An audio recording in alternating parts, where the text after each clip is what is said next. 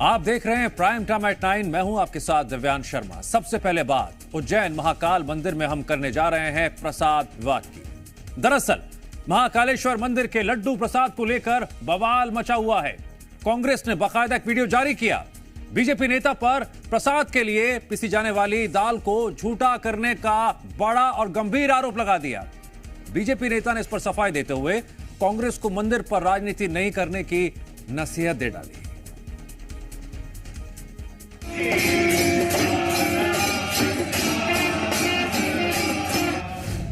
क्या महाकाल के प्रसाद को बीजेपी नेता ने झूठा किया? क्या महाकाल के भक्तों को झूठा प्रसाद दिया गया? कांग्रेस ने शेयर किया बीजेपी नेता का वीडियो।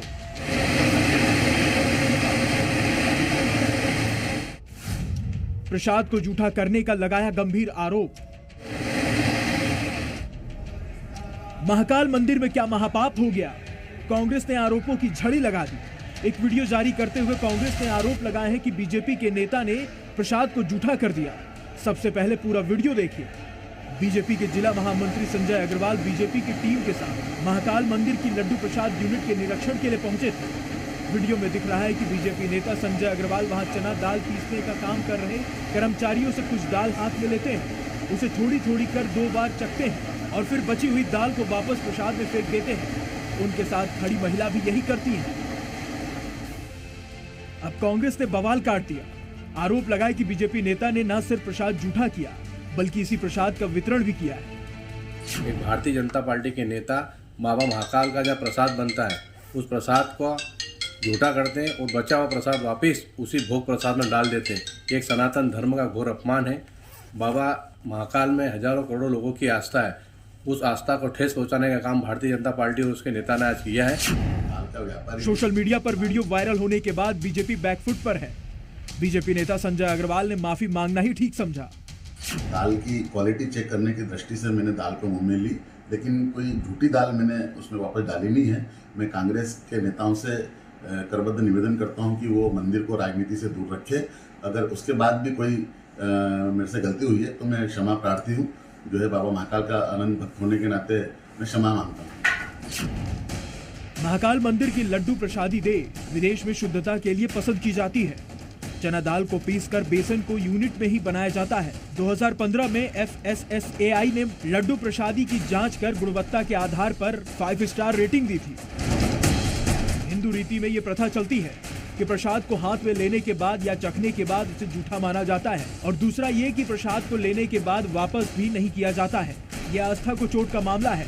यही वजह है कि बीजेपी नेता ने माफी मांगने में जरा भी देर नहीं की। राहुल राठौर, उज्जैन, जी मीडिया। महाकाल प्रसाद विवाद इस कदर बढ़ गया कि लोगों के बीच चर्चा शुरू हो गई। क्या सही है, क्या गलत है, कौन सच बोल रहा है, कौन सियासत कर रहा है। हमने इसके बाद अपने सहयोगियों को लोगों के बीच भेजा। हमारे सहयोगी ने लोगों से बात की, उनका क्या कुछ कहना है देखिए। मंदिर के प्रसाद को खाकर और फेंकने वाला एक वीडियो तेजी से वायरल हो रहा है।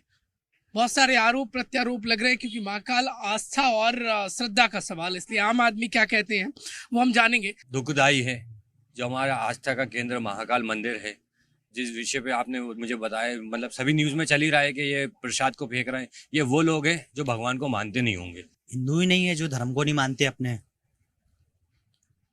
कोई दूसरे समाज होंगे कोई जो अपने धर्म को ही नहीं मान रहे। वो लोग ये अपमान कर रहे हैं। अपमान कर रहे हैं टोटली। कुछ लोगों की वजह से जो है हमारे समाज को, हमारे सारे व्यक्तित्व को जो है, धर्म को जो है, कुछ लोगों के वजह से जो है इसका वो नहीं होता है कि सभी एक प्रकार के लोग हैं। इसमें क्या होता है, ऐसे लोगों पे कार्रवाई होना चाहिए। क्या कार्रवाई होना चाहिए, दंड होना चाहिए, कार्रवाई होगी। मैं चाहता हूँ वो भाजपा के हो, कांग्रेस के हो, किसी के भी हो, अगर भाजपा के हैं तो उनको कड़ी से कड़ी सजा देना चाहिए। तिरुपति लड्डू प्रसाद में मिलावट का मामला सामने आने के बाद लोगों के मन में कई तरह की शंकाएं हैं, सवाल हैं, आशंकाएं हैं।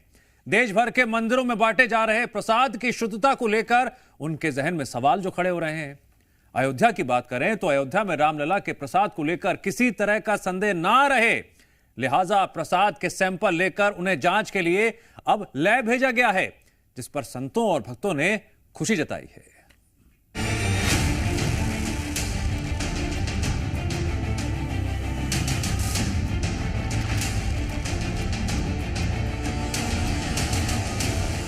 तिरुपति बालाजी में लड्डू प्रसादम में मिलावट का मामला सामने आने के बाद से अब देश भर में मंदिरों में बांटे जाने वाले प्रसाद को लेकर सवाल उठ रहे हैं। सवाल प्रसाद की शुद्धता का, सवाल प्रसाद को बनाए जाने के तरीके का, सवाल प्रसाद में इस्तेमाल होने वाली सामग्री का और सवाल आस्था के सम्मान का। अयोध्या में रामलला के प्रसाद की शुद्धता को लेकर भी संदेह दूर करने की कोशिश की जा रही है। इसके लिए वहां प्रसाद के तौर पर बांटे जाने वाले इलायची दाने की जांच कराई जा रही है। इसकी मांग एक शख्स ने मुख्यमंत्री के जन सुनवाई पोर्टल पर की थी, जिसे खाद्य विभाग ने गंभीरता से लिया और मंदिर के प्रसाद को जांच के लिए प्रयोगशाला भेज दिया। बताया जा रहा है कि राम मंदिर में दिए जाने वाले इलायची दाने का प्रसाद प्रतिदिन 50,000 से ज्यादा भक्तों में बांटा जाता है, जिसकी रिपोर्ट अभी आनी बाकी है। लेकिन उससे पहले ही भक्तों ने भरोसा जताया है कि जो तिरुपति में हुआ वो अयोध्या में होना संभव नहीं है। यहाँ के प्रसाद में जो तिरुपति में हुआ, जो कि अच्छा नहीं था, यहाँ पे वैसा संभव है भी नहीं। सैंपलिंग हुई है तो वो 100% हमें अभी से पूर्ण विश्वास है कि वो सैंपलिंग सही रिजल्ट उसका आएगा और उसमें ऐसी कोई मिलावट नहीं पाई जाएगी। यहाँ मैं मानता नहीं यहाँ कुछ ऐसा हो पाएगा। यहाँ योगी सरकार का बहुत बड़ा डंडा है, ऐसा काम कुछ कर नहीं पाएगा। और यहाँ का जो ट्रस्ट है वो इससे बड़ा कोई ट्रस्ट नहीं है। तिरुपति में जो हुआ सब जगह एक सा नहीं होता और जो उसकी गलती है उसको दंड मिलना चाहिए, पर ये ज़रूरी नहीं कि राम मंदिर में भी ऐसा ही कुछ निकलेगा। शुद्धता का हमें पूरा भरोसा है। यहाँ पर प्रसाद की जांच से जुड़े मुद्दे पर रामलला के मुख्य पुजारी आचार्य सत्येंद्र देव भी सहमत नजर आए। उन्होंने भी गुणवत्ता की जांच का समर्थन किया। राम मंदिर में चढ़ रहा है जो प्रसाद बंट रहा है और इलायची दाना का है, उसको भी सैंपल में उसका भी जांच होना चाहिए और जांच की गुणवत्ता जब प्रमाणित हो जाए तभी उस प्रसाद को बांटा जाए। ये बात जो बाला तिरुपति वाली है वह शुरू हो गया है और सब जगह होने लगा है। तो प्रसाद के संबंध में तो निश्चित है कि बिना जांच के और बिना शुद्धता के वो न भोग लगेंगे और न उसका वितरण होगा। तो ये सही बात है, हो रहा है, बहुत अच्छी बात है, स्वागत योग्य है। वहीं इस मामले पर राम मंदिर ट्रस्ट से जुड़े लोगों ने भी सहमति जताई। साथ ही दावा किया है कि अगर रामलला के प्रसाद में कुछ कमी निकली तो उसे भी दूर किया जाएगा। भंडारी हैं, वो भोग तैयार करते हैं, वही देते हैं, बाहर से हम ऐसे प्रसाद नहीं लेते। अच्छा, सैंपल भी किया है यहाँ से? इलायची दाने का सैंपलिंग हुआ है, उसमें क्या मिलेगा? कुछ भी नहीं मिलेगा। अगर गलती होती है तो हम सुधार लेंगे। होना चाहिए, हर जगह होना चाहिए। जो खान पान की चीज़ है उसके लिए विभाग बना हुआ है और जांच करके देखना चाहिए कि कौन कितना शुद्ध हो रहा है, कौन कितना अशुद्ध है। और जो अशुद्ध काम करते हैं या कुछ जिसमें गड़बड़ी है उसको जो है कार्रवाई होनी चाहिए।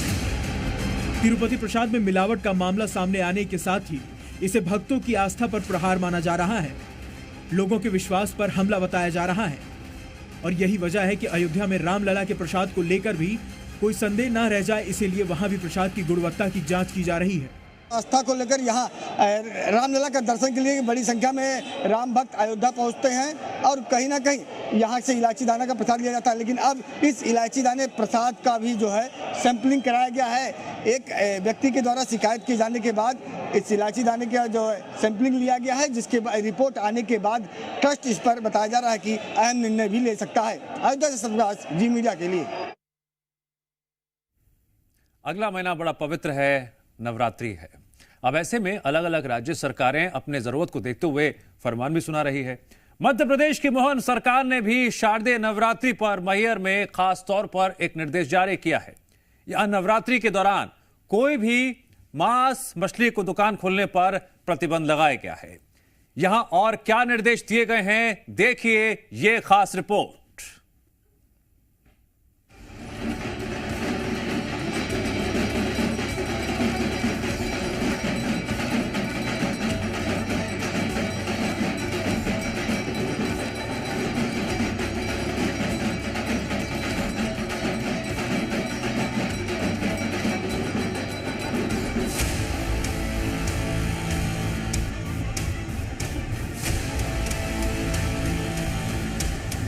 जैसे मैहर की माता जी का, हमारा कटनी का, उज्जैन हरसिद्धि माता, ऐसे प्रत्येक स्थान पर यथायोग्य प्रकार के प्रबंधन करके इस बार का नवरात्रि का पर्व धूमधाम से मनाया जाए। जिस तरह योगी सरकार यूपी में नवरात्रि से पहले एक के बाद एक ताबड़तोड़ फैसले ले रही है, ठीक उसी तर्ज पर मध्य प्रदेश की मोहन सरकार फरमान जारी कर रही है। दरअसल अगले 3 दिनों बाद नवरात्रि का पावन पर्व शुरू होने जा रहा है। ऐसे में मोहन सरकार ने मां शारदा की नगरी मैहर में 10 दिनों तक के लिए मांस, मछली और अंडा की बिक्री पर प्रतिबंध लगा दिया है। इसे लेकर प्रशासनिक आदेश भी जारी हुआ है। नवरात्र में यहाँ भारी मात्रा में भीड़ आती है, दर्शनार्थी आते हैं, श्रद्धालु आते हैं, तो जिसके कारण से एक निर्णय लिया गया है कि 10 दिनों के लिए मैहर में मांस, मछली, अंडा की बिक्री नहीं होगी। मोहन सरकार के सख्त फैसले का श्रद्धालुओं ने स्वागत किया। दरअसल मैहर जैसी धार्मिक नगरी में हिंदू संगठन इस तरह के फैसले की मांग पहले से उठाते आए हैं। जितनी भी धर्म नगरी हैं उन धर्म नगरी में मांस, मदिरा और अंडे की दुकानें बंद होना चाहिए उस समय में जब नवरात्रि हमारे पर्व होते हैं। तो वहीं इस फैसले पर वो लोग भी प्रतिक्रिया दे रहे हैं जिन्हें लगता है कि ये फैसले नहीं होने चाहिए। अभी नवरात्रि में पूरे शहर में नगर पालिका क्षेत्र से मांस और अंडे की दुकान बंद रहेगी। और ये पहले भी हम जैसे नवरात्रि प्रतिदिन पहले भी अपन नवरात्रि में 9 दिन अपनी दुकान प्रतिष्ठान बंद रखते हैं।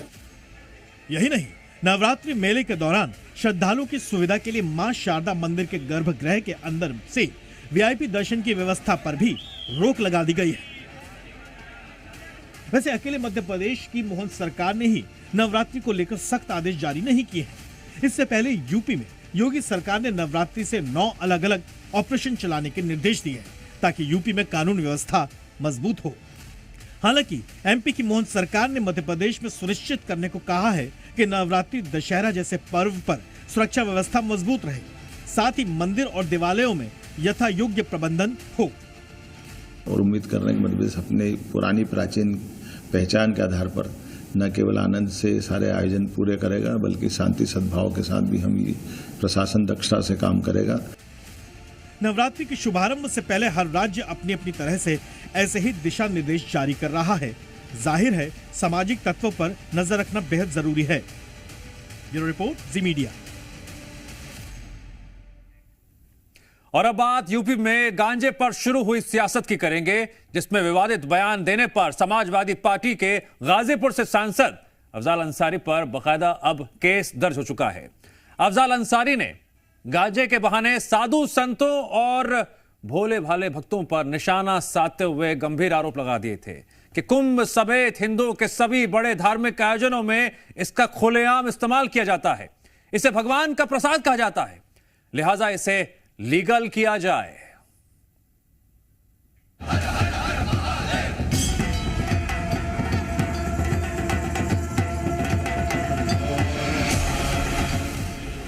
अगर वो भगवान का प्रसाद है, भगवान की बूटी है, तो उसको कानून में मान्यता दे। गाजीपुर से समाजवादी पार्टी के सांसद अफजाल अंसारी अपने गांजे वाले बयान पर बुरी तरह से फंस गए हैं।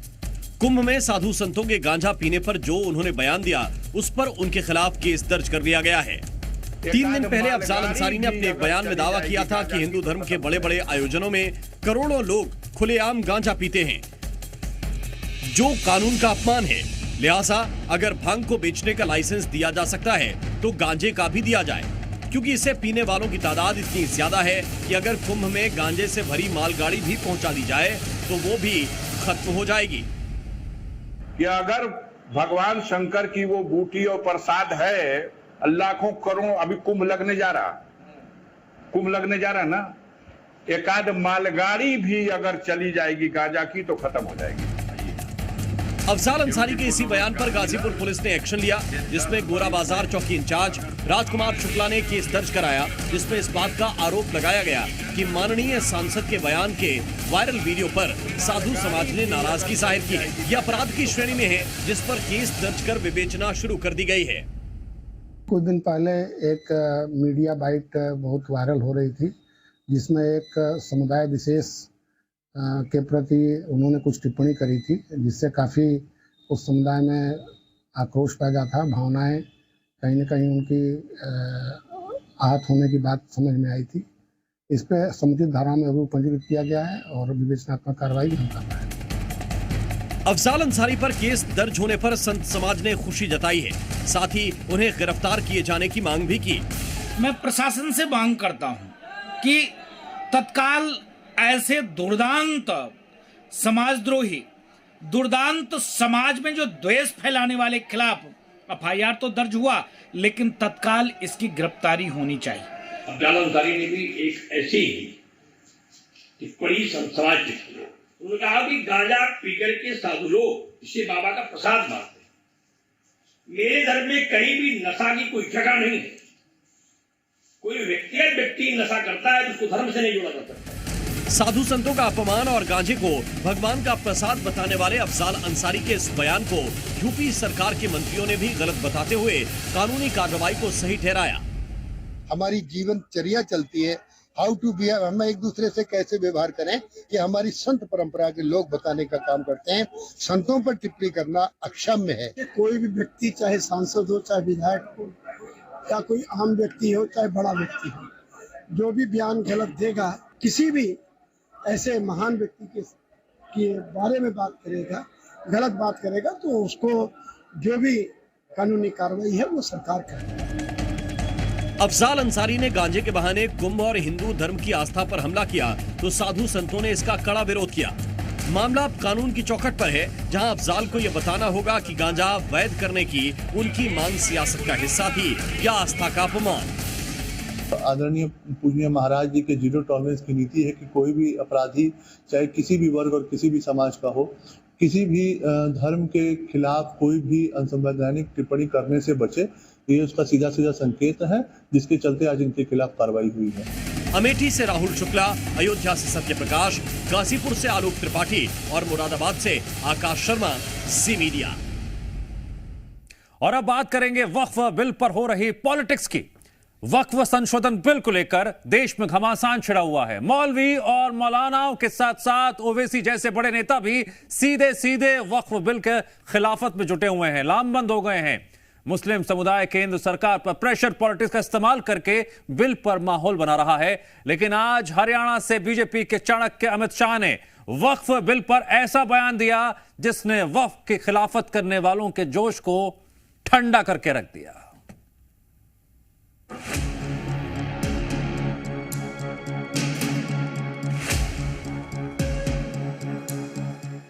वक्फ बोर्ड कानून को एक शीत सत्र में हम सुधार कर सीधा करने का काम कर देंगे। वक्फ संशोधन बिल पर देश में घमासान मचा। वक्फ बोर्ड की मनमानी पर लगाम लगाने के लिए केंद्र सरकार ने तैयारी शुरू कर दी। अपनी अपनी बात रखने के लिए मोदी सरकार ने जेपीसी का गठन भी कर दिया, लेकिन फिर भी वक्फ को लेकर झूठ और अफवाह का बाजार बढ़ाने की पुरजोर कोशिश जारी है। ये अगर कानून बन जाएगा, उत्तर प्रदेश में 1,21,000 वक्फ की प्रॉपर्टीज है, 1,12,000 के पास कागज ही नहीं है। वक्फ यूजर खत्म हो गया तो जायदादें कौन लेगा? वो जायदादें कौन लेगा बताओ? तुम्हारे पास लीगल उसके ऊपर इख्तियारी नहीं होगा, कोई भी घुस जाएगा। लेकिन अब हरियाणा की जमीन से बीजेपी के चाणक्य कहे जाने वाले गृहमंत्री अमित शाह ने वक्फ बिल पर दो टूक बयान दिया है। और अमित शाह के शब्दों ने साफ कर दिया है कि वक्फ बोर्ड के लिए आने वाली सर्दियां दुखदाई होने वाली। वक्फ बोर्ड का जो कानून है, ये वक्फ बोर्ड के कानून से बहुत परेशानी है ना। एक कानून को एक शीत सत्र में हम सुधार कर सीधा करने का काम कर देंगे। हरियाणा के चुनावी माहौल से वक्फ पर अमित शाह का बयान आया तो कांग्रेस को भी हमले का मौका मिल गया। कांग्रेस ने शाह के बयान पर प्रतिक्रिया दी और इसे मुद्दों से ध्यान भटकाने की कोशिश बताई। सच्चाई ये है कि इस देश के संविधान को कमजोर किया जा रहा है, इसीलिए वक्फ बोर्ड जैसा मुद्दा लाया गया है। दरअसल वक्फ के कब्जे में जो प्रॉपर्टीज हैं, उनमें से ज्यादातर का कोई कानूनी दस्तावेज बोर्ड के पास नहीं है, यानी बिना खाता बही के काम चल रहा था और वक्फ जिस संपत्ति को अपना बता देता वो उसकी हो जाती। लेकिन वक्फ की मनमानी पर लगाम लगाने वाला नया कानून बनने वाला है तो वक्फ के हिमायतियों को डर सताने लगा है। ऐसे तो हजारों केस मिल जाएंगे। जामा मस्जिद दिल्ली की भी आर्कियोलॉजिकल सर्वे ऑफ इंडिया के अंडर में आती है। तो आप इस तरह से अगर कहेंगे कि कागजात नहीं है वक्फ के, तो वक्फ बाय यूज़र हो सकते हैं वो, तो हर एक वक्फ का रजिस्टर होना शायद पॉसिबल नहीं है इस बात के लिए। संपत्ति का कानूनी दस्तावेज ना होना वक्फ की एकमात्र दिक्कत नहीं है। कुछ और आंकड़ों की मदद से वक्फ पर घेराए संकट को समझिए। अल्पसंख्यक मामलों के मंत्रालय के सूत्रों के मुताबिक वक्फ प्रॉपर्टी में विवाद पर उन्हें 58,000 शिकायतें मिली। ये शिकायतें उन संपत्तियों के लिए मिली जिस पर वक्फ बोर्ड ने अपना दावा पेश किया। केंद्र सरकार का दावा है कि वक्फ के ट्रिब्यूनल में 40,000 से ज्यादा केस पेंडिंग है। इसमें से करीब 10,000 मुकदमे तो खुद मुसलमानों ने ही वक्फ बोर्ड के खिलाफ दायर किए। इन मुकदमों का मतलब ये है कि वक्फ बोर्ड ने अपनी संपत्ति बढ़ाने के लिए मुसलमानों की जमीन पर भी दावा पेश किया है और ओवैसी इसी वक्फ बोर्ड की अनलिमिटेड ताकत को बनाए रखने की वकालत शुरू कर चुके हैं और वक्फ बिल के खिलाफ उनके लगातार हमले जारी हैं। लेकिन ओवैसी के हमलों को कानून के पैरोकार करारा जवाब भी दे रहे हैं। मोदी ये बोल रहे हैं कि अब ये कानून जब खुदा नाखास्ता बन गया तो ये 33,000 वक्फ की प्रॉपर्टीज जो तेलंगाना में है, इसमें 90% के पास डीड नहीं है, रजिस्टर्ड डीड नहीं है, तो वो क्या होंगे? वक्फ नहीं रहेंगे, नहीं रहेंगे ना वक्फ। जब कानून बोलेगा कि रजिस्टर्ड डीड लेकर आओ, रजिस्टर्ड डीड नहीं है। अब वो इंडिया में जिन्ना बनने की कोशिश कर रहे हैं। उनका जो स्टाइल जारी है, जिन्ना टाइप जारी है। उनका सिद्धांत एक सूत्री है कि प्रो मुस्लिम एंटी हिंदू, उनको न्याय से मतलब नहीं है। वैसे जी मुस्लिम केस की कमजोरी जानते हैं, इसलिए वो बौखलाए हुए हैं कि इसको ऐसा करो, रोक दो, हल्ला मचा रोक दो। देश में रेलवे और सेना के बाद वक्फ बोर्ड के पास सबसे ज्यादा जमीन है। कहने को तो इस जमीन, वक्फ की अरबों की संपत्ति और इस प्रॉपर्टी से होने वाली आमदनी का इस्तेमाल शिक्षण संस्थानों, कब्रिस्तानों, मस्जिदों में धर्मार्थ और अनाथालयों पर खर्च किया जाना चाहिए। लेकिन आरोप लगते आए हैं कि वक्फ की संपत्ति के नाम पर भूमाफिया, सियासतदान और प्रॉपर्टी बिल्डर बड़े खेल करते हैं, जिससे आम मुस्लिम, गरीब मुस्लिम का कोई फायदा नहीं होता, क्योंकि सियासी तुष्टीकरण की आड़ में वक्फ बोर्ड को असीमित अधिकार देकर बेलगाम बना दिया गया है। लेकिन अब केंद्र सरकार ने साफ कर दिया है कि वक्फ की मनमर्जी नहीं चलेगी और दान के नाम पर इकट्ठा प्रॉपर्टी का हिसाब किताब वक्फ बोर्ड को दिखाना होगा। ब्यूरो रिपोर्ट, जी मीडिया। इंडिया गठबंधन में दो बड़ी पार्टियां हैं। एक तरफ कांग्रेस है, दूसरी तरफ समाजवादी पार्टी है और ये दोनों ही पार्टियां एक दूसरे से कितने दूर हैं, कितने पास हैं, वक्त वक्त पर सवाल उठते रहते हैं। चुनाव बीते अभी 4 महीने भी नहीं हुए हैं, लेकिन इन दोनों के बीच दूरियां दिखने लगी हैं। अंदर खाने से जो खबरें आ रही हैं, बीजेपी विरोध में एक विचार दिखाने वाले दोनों दल सीट बंटवारे में एक विचार क्यों नहीं दिखा पा रहे हैं? यूपी में 10 सीटों पर होने वाला विधानसभा चुनाव के लिए दोनों दलों ने सीटों पर सहमति ही अब तक नहीं बना पाई है। आखिर अंदर खाने क्या चल रहा है?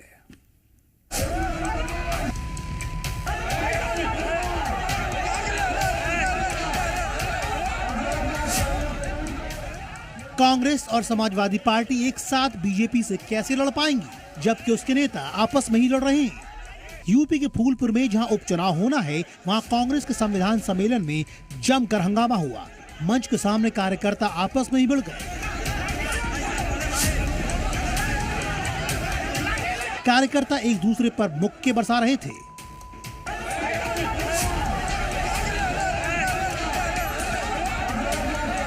और ये सब कुछ मंच से यूपी कांग्रेस के प्रदेश अध्यक्ष अजय राय और राष्ट्रीय महासचिव अविनाश पांडे देख रहे थे। लोकसभा चुनाव में अखिलेश यादव ने कांग्रेस को उम्मीद से ज्यादा सीटें दी। अब ये तस्वीर देखिए, एक दूसरे का हाथ पकड़े राहुल गांधी और अखिलेश यादव की ये तस्वीर लोकसभा चुनाव प्रचार के वक्त की है, जब राजनीतिक नफा नुकसान के लिए दोनों एक साथ आए थे।